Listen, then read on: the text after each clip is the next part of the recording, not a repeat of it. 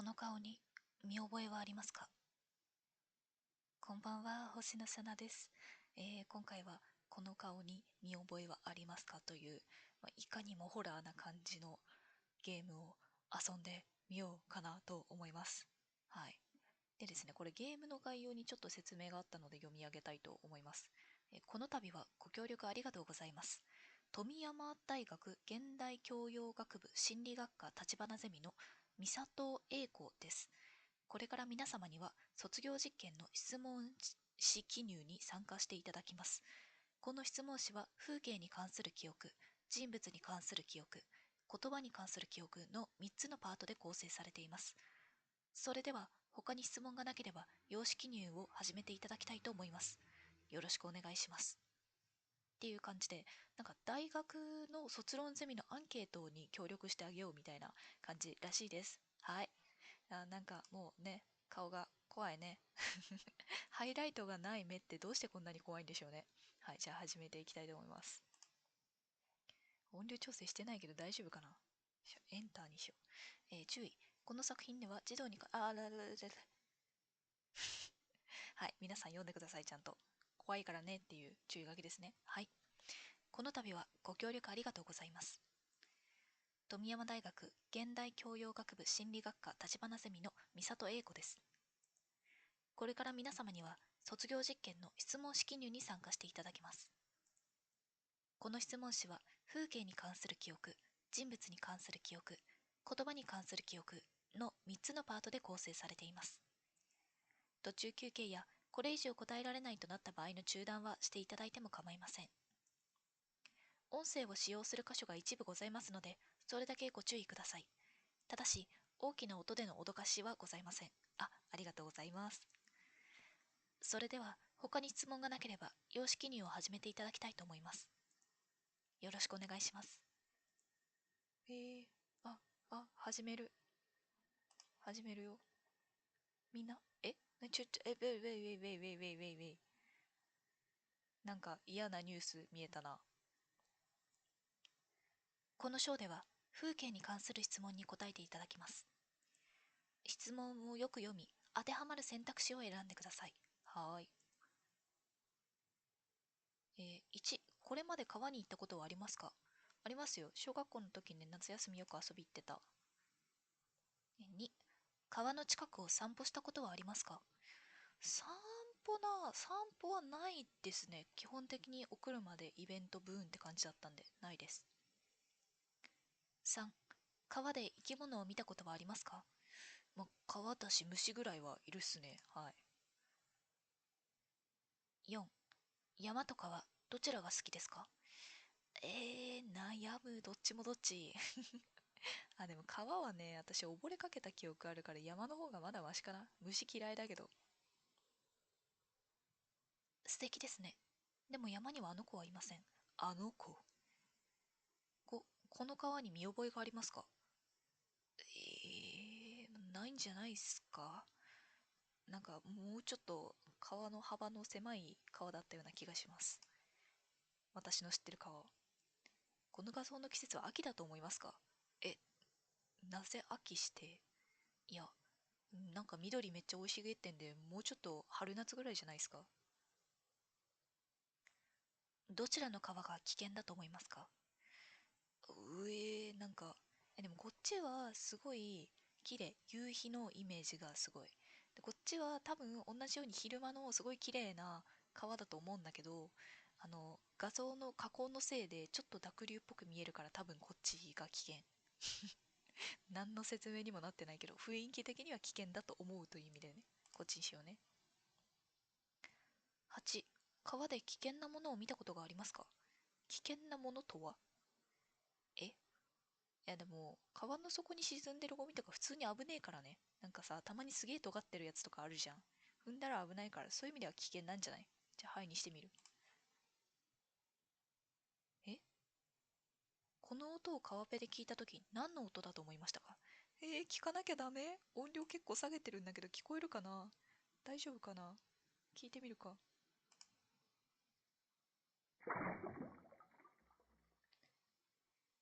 えー、嫌な選択肢。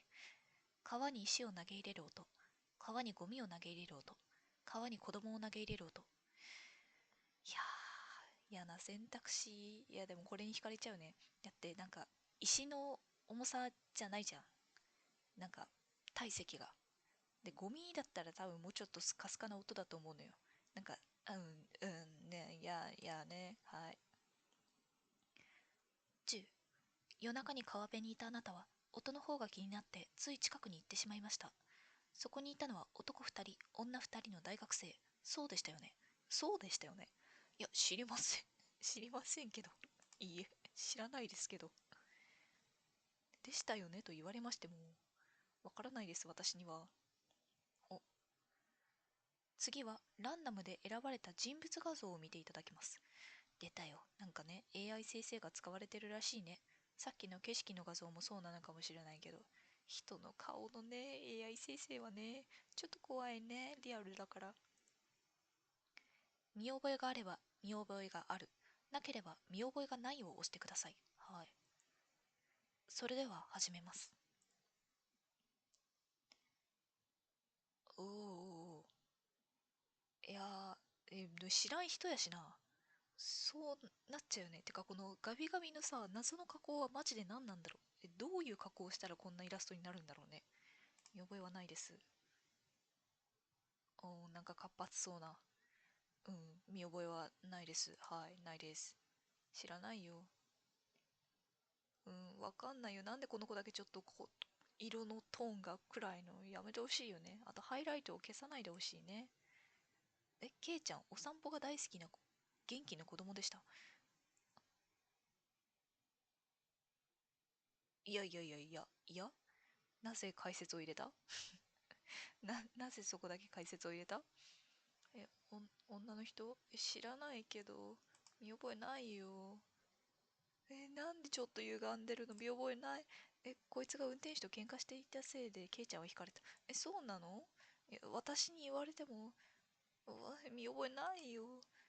痛みに触れるケイちゃんをあやすこともせず、罪の意識すらなくタバコを吸う。知らねえよ、誰だよ。なんで時々解説入れてくんの？なんか明らかな支援を感じるよ。うん、なんか歪んでる。見覚えないです、ないです。お前が最初に言い出したんだよな。そうなの？えじゃあ、女二人の二人はこの人。あ、ということは、この目元が明らかに見えないこの方が最後の？こいつが突き落とした。うわーん。嫌な話聞かされてる。これで第2章、人物に関する記憶は終わりです。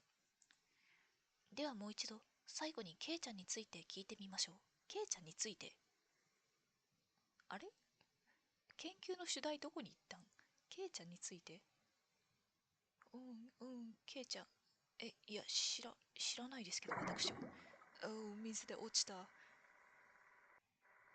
や、私は、だって関係ないですよね。えだって、男二人、女二人で今すでに恨み4人分出てたよね。なんで私こんな嫌がらせを受けてる？見過ごしたね、この野郎ってこと？次はランダムで、あるセリフを表示します。セリフ？聞き覚えがあれば聞き覚えがある。なければ聞き覚えがないを押してください。はあ、それでは始めます。セリフですか？スリッパ片方なくしちゃった。急に雰囲気変わるじゃん。我が家スリッパ履かないから聞き覚えはないです。ママ、ごめんなさい。お散歩してたら迷子になっちゃった。いや、そもそもこんなちっちゃい子が一人でお散歩するとかなくない？ケイ君、ケイちゃん、なんかね、散歩してみたいなニュアンスはありますけど、そもそも一人で散歩は危なくないですか？そこからでは。黄色い線の内側までお下がりください。もうこれはね、駅の本で散々聞いてますからね。もう我々には馴染みが深すぎる。あるよ、聞き覚えが。クソがガキにぶつかっちまった。いやいや、こんなセリフ聞く機会ないやろうな。いや、なんか若干コナンっぽい。コナンっぽさを覚えてしまったけど、いや、ないよ。待って待って、迷子札ある。届けてあげようよ。迷子札の概念。迷子札ってなんかあれよな、名前と住所が書いてあるやつだよね。もう今時プライバシーうんぬんかんぬんの問題になりそうだけど、ちょっとあんまないね。身に覚えはないですね。ケイちゃん、帰ってくるの遅いわね。いや、知らんが。いや、私の知り合いにケイちゃんなる人物おらんので分かりませんが、聞き覚えないですけど。そんなことしたら僕ら無免許運転で逮捕だよ。バレないように隠さないと。おっと、なんか悪い匂いがするな。これ、あれか、さっきの男2人女2のグループがケイちゃんにぶつかってうんぬんかんぬんの運転手をかばおうとしてるというか。まあまあ私はね、現場にいないので知らないですよ、そんなことは。川に落としちゃえば。もう動けないみたいだし。迷子札の住所遠いからバレねえって。あ、ケイちゃんが迷子札つけてたの？あ、なるほど。迷子札つけてて届けてあげようよ。いや、引いておいて届けてあげようよとは。え、やばくない？ちょっとそれは狂気的すぎない？いや、繋がってるかどうかわからんけどさ。迷子札届けてあげようよ。いやいや、そんなことしたら無免許運転バレる。じゃあ川に落としちゃえばって。こいつら終わってんな。いや、私は聞いてないから知らないですけど。泣くなよ、うるせえな。ほら、ゆういちさっさとやるぞ。いや、聞き覚えはないですけど。いや、でもじゃあ、なんか誰かが先導してそういう方向に向かせたんだな、きっと。完全に遺体を川に流したっぽいな。え、あなたは彼らがケイちゃんを殺すに至った経緯を知っている？いや、知らないですけど。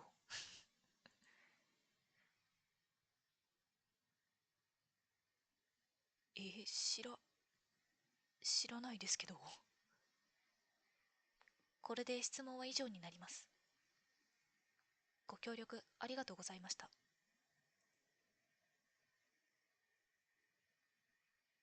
実は、皆さんには一つお伝えし忘れていたことがありました。でも皆さんってことはさ、ね、私だけじゃないですよね。皆さんに同じこと言ってるんですもんね。この実験の目的です。確かに、確かに書いてなかったか。そう言われてみればそうだったかも。ショッピングモールの迷子実験というものをご存知ですか？知らないです。初耳です。心理学者ロフタスの行った実験で、偽の記憶を簡単に植え付けることができるという代表的な実験の一つです。ほうほうほう。今、皆さんには一つの記憶を植え付けさせていただきました。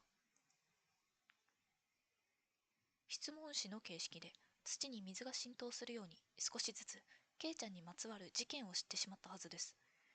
確かにな、なんかこういうことあったんやろなみたいなのは誘導されて知ってる感じはありましたね。あなたの頭の中にはもうすでに4人の男女がケイちゃんを川へ放り投げる光景が浮かんでいるはずです。確かに。